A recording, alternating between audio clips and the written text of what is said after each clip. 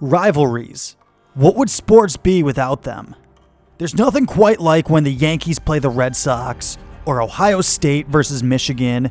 In the 2000s, the NFL had Peyton Manning versus Tom Brady, one of the most heated rivalries in sports, featuring the two best quarterbacks in the league facing off against one another, usually with playoff positioning on the line, if not a playoff meeting in and of itself, as both quarterbacks played in the same conference of the NFL.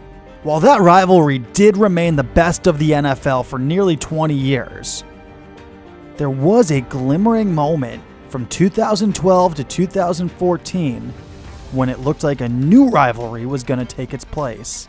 This time, not only would the rivalry be in the same conference, but the same division out west. Russell Wilson and Colin Kaepernick took the league by storm, serving as the most compelling rivalry in the league, leading two franchises chasing greatness with similar philosophies as the read option found its way into the NFL. Let's explore the Russell Wilson versus Colin Kaepernick rivalry a little deeper. When did it begin? Who got the last word? What caused it to flame out? The Seahawks and the 49ers have been division rivals since Seattle moved from the AFC West to the NFC West in 2002. And while the teams faced each other twice a year, there wasn't much of a rivalry between the two clubs in Seattle's early days in the NFC West, as the Seahawks consistently had the better roster from 2003 to 2010. In fact, the 49ers didn't have a single playoff appearance over that time period.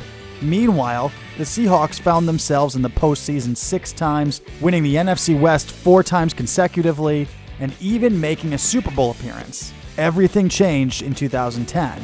1 year after longtime Seahawks head coach Mike Holmgren retired, the organization turned to the collegiate football ranks, hiring the 9-year, 2-time national champion USC head coach Pete Carroll. 1 year later, the 49ers hired former Stanford head coach Jim Harbaugh. Harbaugh and Carroll's teams faced each other in college regularly, as the USC versus Stanford rivalry was at its peak in the 2000s. Harbaugh and Carroll infamously clashed following a 2009 matchup when Stanford capped off a 55-21 win over USC with a late 2-point conversion attempt and then another touchdown. Carroll met Harbaugh for the obligatory midfield handshake and asked Harbaugh, and in 2011, both head coaches found themselves leading NFL franchises in the same division. While both coaches quickly found success, Harbaugh's 49ers were a more promising contender early on.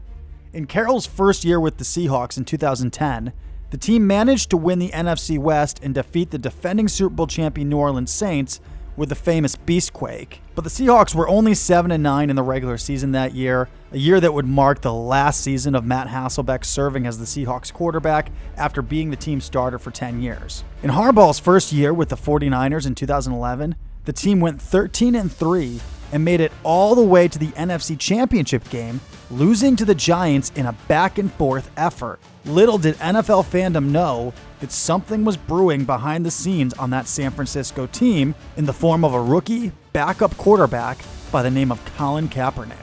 And in the following offseason, something was brewing in Seattle as well, when the Seahawks drafted Russell Wilson in the 3rd round with plans of having him serve as their backup quarterback.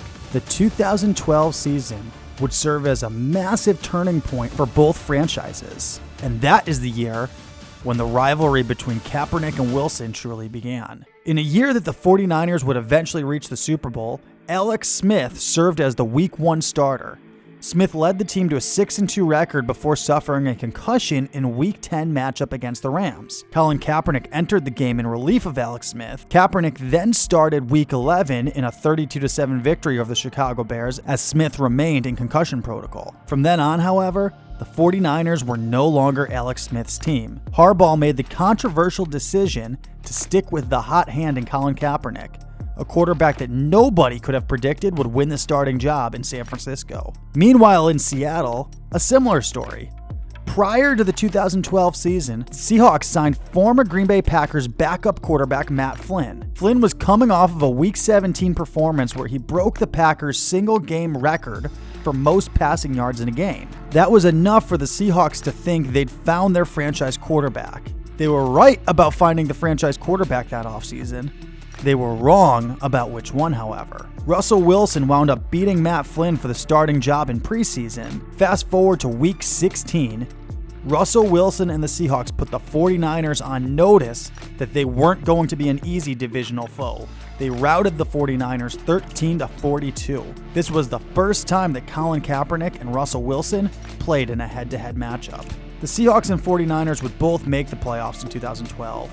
The 49ers won the division and earned a first-round bye as the number 2 seed in the NFC playoffs, while the Seahawks entered the postseason as a wild card, first playing the Washington Redskins, erasing a 14-point deficit and winning 24-14. The Seahawks would go on to lose a nail-biter against the Falcons a week later. 49ers, meanwhile, reached the Super Bowl battling in a Jim Harbaugh versus John Harbaugh affair, as the first time that brother head coaches played each other in the Super Bowl. Ultimately, the Ravens won the game, but in the NFC West, the rivalry was on. Russell Wilson and Colin Kaepernick were now full-fledged starters in their respective organizations. Two quarterbacks who were unlikely to be starters in the NFL had each forged their own path to the job. The entire league knew the new quarterback rivalry of the NFL had arrived, even including a Madden commercial before their 2013 Week 2 matchup. Big game on Sunday. You know what we should do? Whoever loses has to shave an eyebrow. All right. Hope you don't like your eyebrow.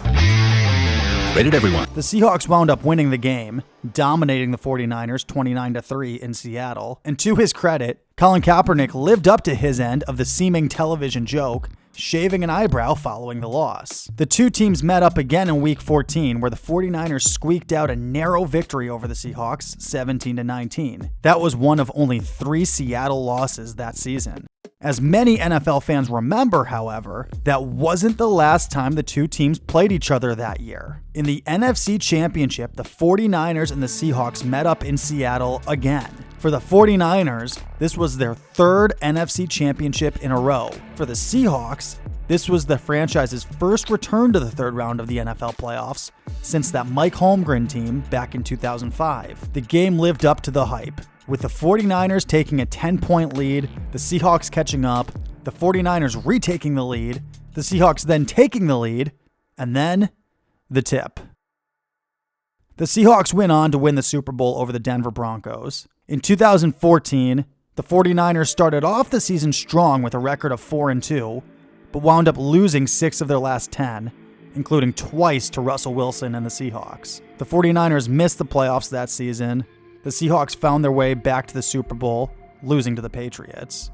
That offseason, contract extension talks between the 49ers front office and Jim Harbaugh broke down. Harbaugh left the NFL for the head coaching position at Michigan. In 2015, the 49ers' struggles continued in their lone season under head coach Jim Tomsula. Colin Kaepernick struggled to play consistent football, losing to the Seahawks and eventually being benched for Blaine Gabbert. In 2016, Chip Kelly took over as the 49ers head coach, eventually playing Colin Kaepernick in Week 6, replacing Blaine Gabbert. The 49ers' 2016 season ended in a Week 17 loss to the Seattle Seahawks, which was also Colin Kaepernick's last game for the 49ers and the league. That offseason, Kaepernick opted out of his contract with the 49ers and decided to pursue free agency. To date, Kaepernick still hasn't been offered a contract by any NFL teams. Many NFL sports personalities believed Kaepernick wasn't signed because he was too controversial, choosing to sit during the national anthem in his first preseason game as a backup in 2016. Kaepernick has stated that he chose to sit to bring attention to police brutality towards persons of color in America. Kaepernick eventually began kneeling during the national anthem instead of sitting, an action that many NFL players took part in.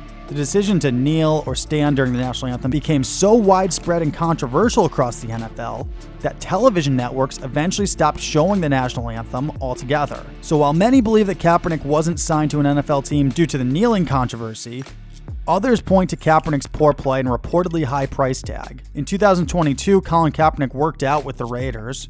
Warren Sapp claimed that he had sources tell him the workout was a disaster. Meanwhile, Russell Wilson stayed with the Seahawks until 2022 when he was traded to the Denver Broncos.